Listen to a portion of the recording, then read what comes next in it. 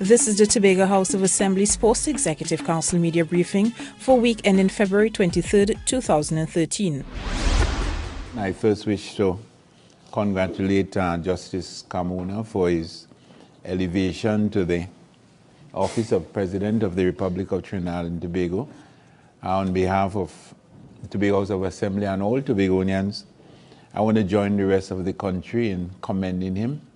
I think it is an excellent choice, and we look forward to 5 years of professional guidance from the head of state, and we again reiterate our best wishes to him. I also like to congratulate Dr. Keith Mitchell for again making a clean sweep in the Grenada election. I don't think that any other leader, any other party has ever done that, to have multiple clean sweep victories. I know he has taken over at a very interesting time in the development of Grenada, and I also want to wish him the best. And I expect that the very cordial relations that existed when he was in charge, when he was head of government some years ago, that those relationships will resume.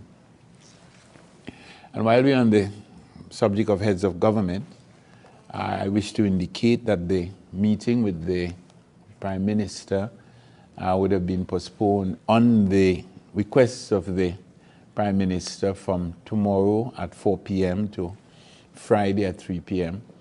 I was informed that the Prime Minister would not be in the island, would not be in the country, because she will still be in Haiti, and therefore the request for the postponement was made, and I was very, of course, happy to oblige.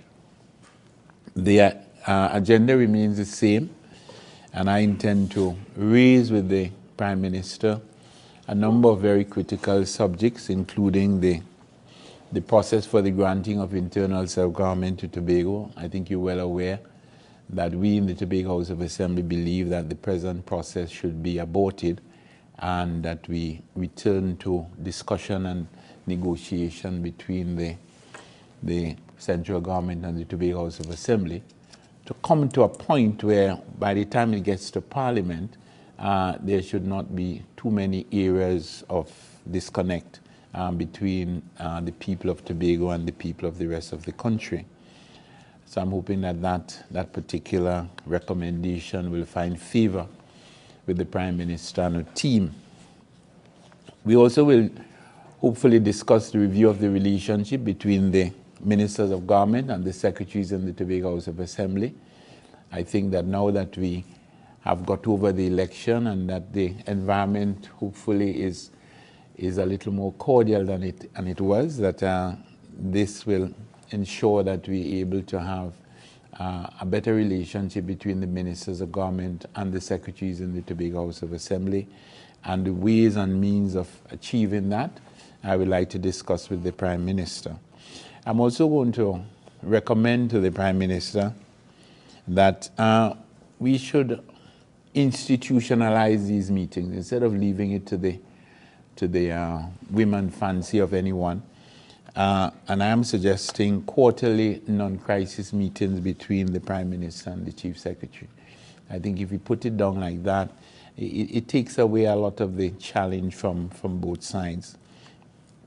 And I'll also ask for central government collaboration in the revitalization of the Tobago economy.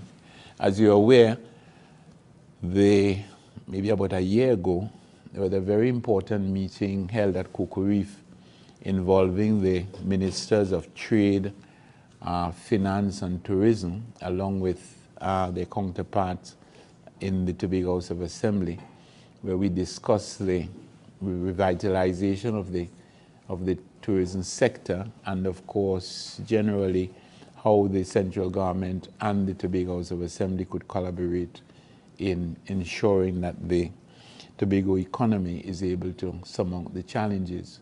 We did have some initiatives coming out of that, but I think that we need to review that situation and maybe come up with a new plan of action.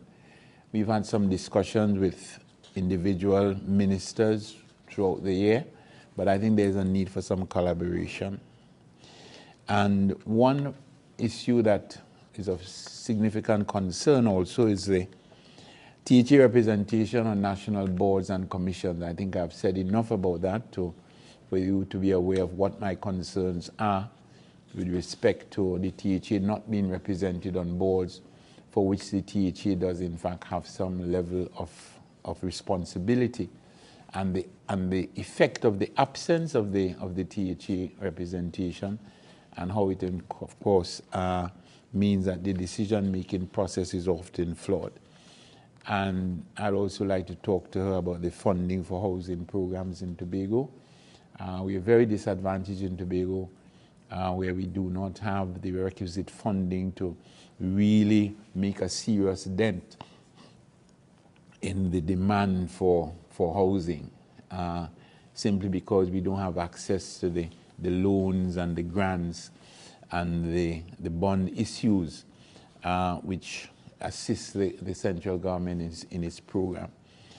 I must say that I continue to be heartened by the posture of the Prime Minister and her team, and I really hope that this is something that is going to be sustained.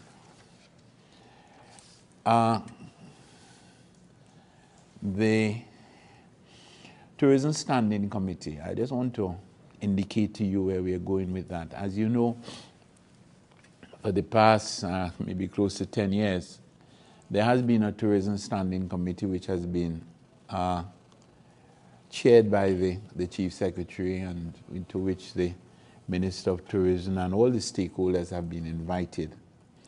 We have looked at the situation, and a decision has been made that the responsibility for that process should be handed over to the Secretary of Tourism, so that we're not going to have a Tourism Standing Committee in the same way that we've been having it in the past. I was at a meeting yesterday in my capacity as the de facto Secretary of Tourism, because the Secretary of Tourism is out of the country. And I met with the Minister, and I did indicate to the Minister where we go from here. On Thursday, we'll be making the announcement to the stakeholders, and that Tourism Standing Committee will be replaced by regular meetings between the Minister and his team and the Secretary of Tourism and her team, and also we'll be having meetings between the Secretary and the stakeholders in Tobago, again at regular, most likely monthly intervals. I don't think that anything is going to be lost, and of course I'll be available anytime I'm needed, but I think that it is very important that the Secretary of Tourism should take direct responsibility for all matters having to do with tourism in Tobago, and I think the time is right for all those responsibilities, including the responsibility for treating with all the stakeholders in Tobago and in Trinidad. And in that context, of course, yesterday's meeting was centered around Tobago, the participation, of Trinidad and Tobago in ITB in Berlin, which is in next month. And the whole idea was to have the level of collaboration between the ministry and the division that will ensure that we're able to optimize this opportunity. As you know, the German market is primarily tourism-oriented and primarily Tobago-oriented, and therefore we were able to impress upon the minister the need for us to take a concerted approach towards the whole process. And even if we're going to be marketing Trinidad and Tobago, that the focus, both from the perspective of the ministry and the THE, and even from TDC, should be on enhancing, in the first instance, the Tobago product. The payment to daily rated workers. There has been some concern, and I think justifiable, among daily rated workers in Tobago about their arrears of payment. My information is that the workers are now being paid at the new scale, but their arrears are still outstanding. I have held discussions with the chief administrator, who has indicated to me that they have made the calculation for the additional funding required. And of course, the figure, they had received funding from in the present budget for the payment, but it is over $300 million short of what is going to be required to pay the daily rated workers.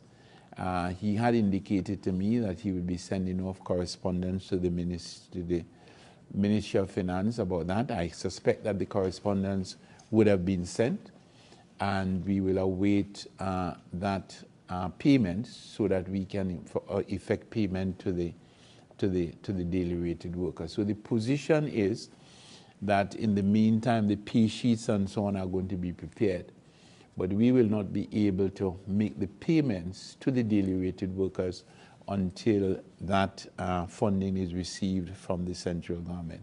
And it is only going to be in the vicinity of $300 million.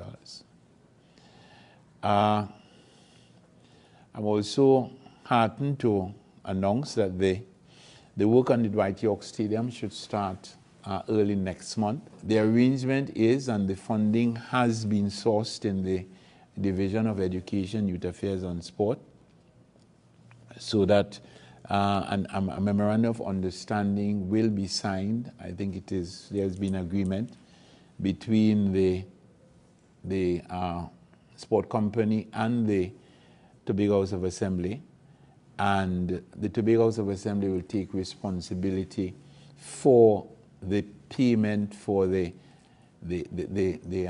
refurbishing of the track. It's going to cost somewhere in the vicinity of $10 million.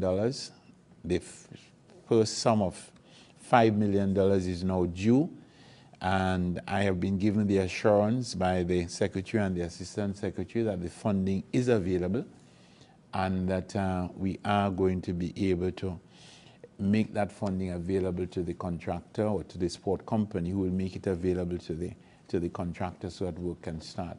I just want to explain that there is no contract between the contractor and the Tobago House of Assembly, so that it is the sport company that has that contract, and therefore the funding will be made available to the sport company through the MOU, and the sport company will make the funding available to the contractor. But we were able to find the monies, and therefore work should commence. I understand that it could take as much as 6 months. I think it's 193 days or something like that. But the Secretary of Education, Youth Affairs and Sport and should be here at some time in the near future, and they could give you the more details on that. Next week we are going to be continuing our debate in the House, as we indicated, and next week the focus will be on tourism. As I indicated to you, we are committed to that whole process of democratization, and one of the ways in which we're going to do that is to every week, or every month, we will ask one of the secretaries to tell the public about his or her division's vision, and of course list activities, program of activities and initiatives. And next week is going to be tourism.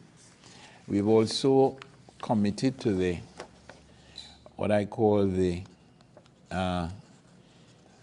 involvement in the communities, the accounting to the people in governance, whatever you care to call it, that schedule of meetings with the different communities. And we have a tentative schedule here. I just want to indicate the first 3 communities. On Thursday, the 14th of March, we'll be at the Bon Accord Community Center, where we will, in addition to dealing with issues having to do with Cane and Bon Accord, We will also be reporting on and holding discussions on tourism and transportation. On Thursday, the 11th of April, we'll be at the Charlottesville Library, and we'll deal with issues concerning the communities between Delaford and Charlottesville, and we'll also be treating with health and social services issues. I say Delaford to Charlottesville because of the geographical size of that electoral district, we decided to divide it into two sections. So Delaford and Charlottesville will be on one day, and then we'll have the districts between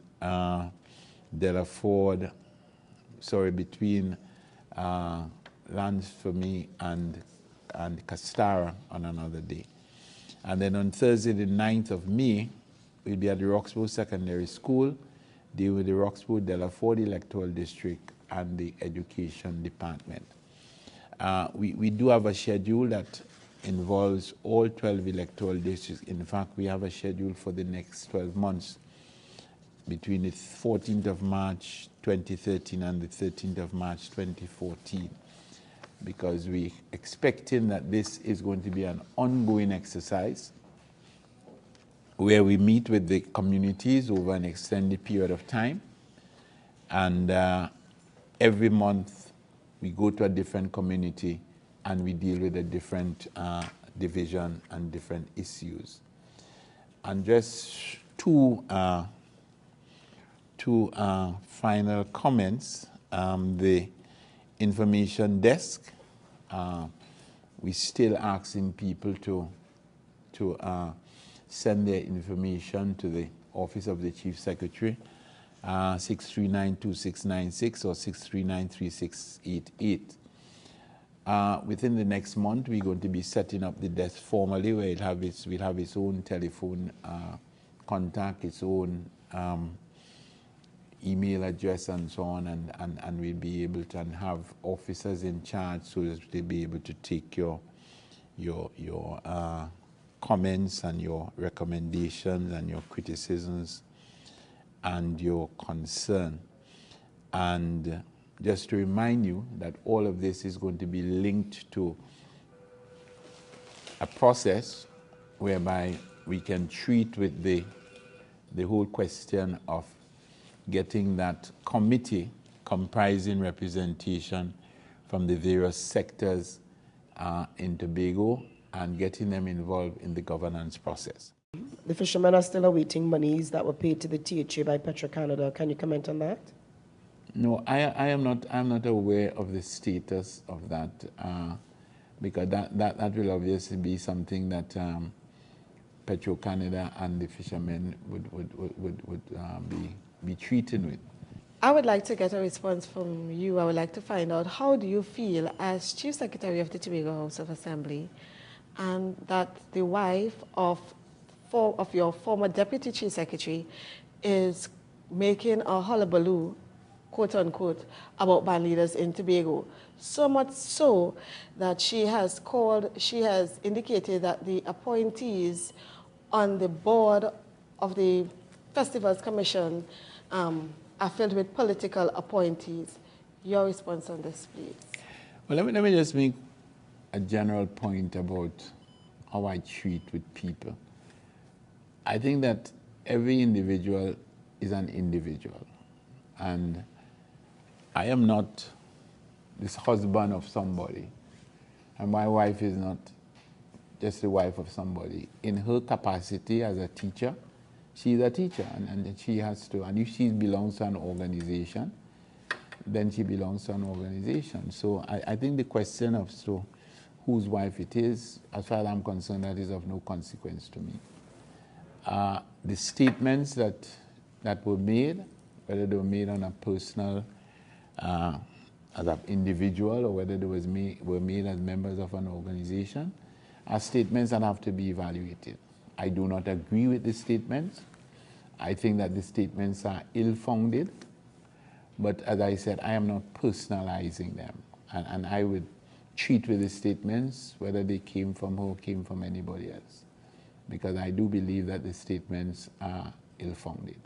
I think that there is an opportunity here, however, for all the parties to get together and treat with whatsoever their concerns are, but treat with it in a very dispassionate and a very calculated manner so that you can come to some resolution.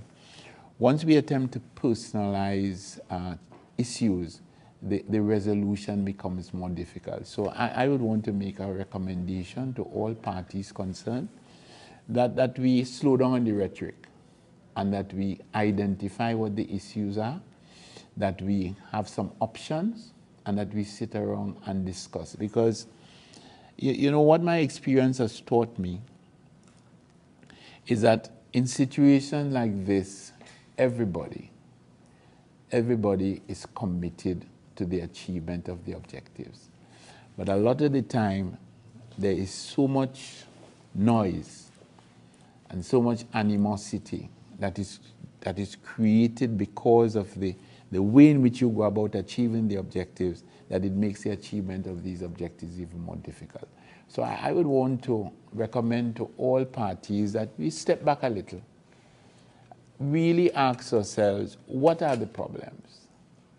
What are the, most importantly, what are the possible solutions?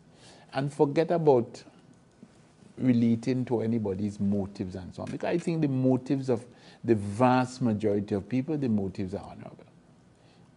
But it is just simply that we have a disagreement on process. And let's talk.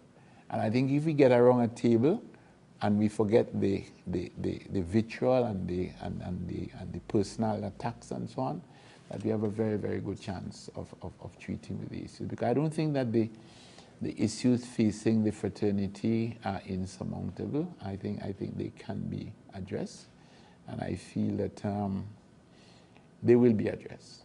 I am confident that they will be addressed because we live in Tobago. I didn't know after Carnival there is going to be a period of, like this. But I'm hoping that, and I'm expecting that things will settle down and people will get around a table and talk. And I think the better they talk early so that you can decide on your plan of action and then put that plan into action so that we're able to treat with the issues and we're able to have a better carnival in 2014. I know you indicated that you do not want to go too much into the issue per se, but Mrs. Chang Sandy had also, she read from an Act 27 of 2007, indicating that the NCBA should be granted the opportunity to run mass in Tobago. What are your views on this? There are areas over which I don't have competence because I don't know all the facts. And rather than make a statement which will be used by you, to say that we either don't know what we're doing or we going off in conflicting directions, I prefer to stick to what I know, right? I am aware of some of the issues, but I'm not sufficiently aware of all of them to really make a judgment as to what should or should not be done, right? But so that's why I'm telling you the statements that I can treat with about the motives of the people and what is politically, that is within my ambit, and I can tell you about that. That's why I can tell you that certain of the statements were ill-founded. Statements having to do with the law and so on and so forth. I wouldn't be able to tell you about those, right? What I can also tell you is that very, very early, this administration did in fact treat with an impasse among the band leaders themselves. And the present status of the competition is because of the intervention of the Tobago House of Assembly. I don't know if you all remember when there was total disconnect, and the Assembly would have intervened at that point in time and took over the process in order to rescue the mass. That happened some years ago. If the band leaders believe that they are at a point now where they can have enough synergy to demand a return to that, then I think it is something that should be looked at. You mentioned the work on the Dwight York Stadium that the THA is now funding the repair works. I think perhaps about close to 2 years ago when the whole issue of the repairs came up, and the THA did indicate that they will be willing to fund, well, not a commitment, but in the event that whatever the THA is available to fund, what led to the decision now to the THA decide to fund the repair works? Well, remember we made a commitment because we got the information that the Ministry of Sport, under whose control the stadium falls, would not either be able or be willing to fund the entire project. Now, we understood the importance of the track because we have the situation with the track and then we have the situation with the stadium itself. We recognize that track had come to the end of its useful life. And therefore, if something was not done about it, that athletics in Tobago would be, you have to say, almost doomed for a period of time. We therefore decided that, look, we are going to make a commitment that if there is a shortfall within the ministry, we are not going to sit on our hands and just wait indefinitely. And that is when we made the commitment. So in discussions with the sport company, it was identified that funding for the Dwight York, for the track, could not be sourced. That they might be able to source funding for the repair of the pavilion. And we had no choice. Any reasons given why?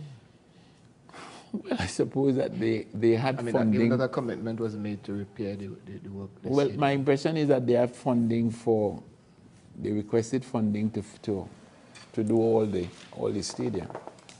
And when they did the arithmetic, they couldn't find funding to do everything that had to be done on all the stadia. And they made a decision. What would have prompted them to make a decision about Dwight York, I don't know. But I was in no position to argue because basically, while I'm arguing, the athletes are suffering. Thank you for watching the Tobago House of Assembly Sports Executive Council Media Briefing for week ending February 23rd, 2013. For the Department of Information, I am Sophie Guillaume.